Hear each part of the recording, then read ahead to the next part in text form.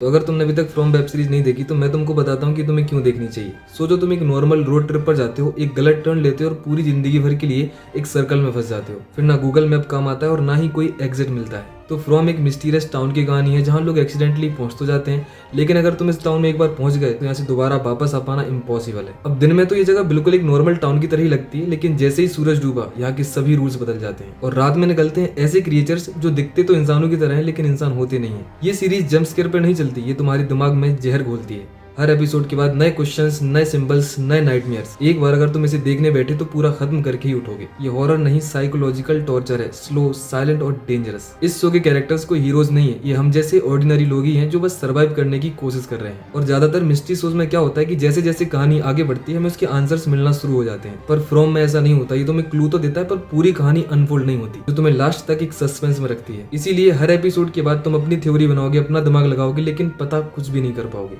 अगर तुम्हें डार्क जैसा माइंड बेंडिंग मिस्ट्री, लॉस्ट जैसा सर्वाइवल और साइकोलॉजिकल हॉरर पसंद है तो from is best series for you. इस शो को अगर तुमने देखना शुरू किया भाई तो रात में लाइट्स बंद करना मुश्किल हो जाएगा। और अगर तुमने ये सीरीज ऑलरेडी देख रखी तो कमेंट्स में बताना कि तुमको कैसी लगी थी।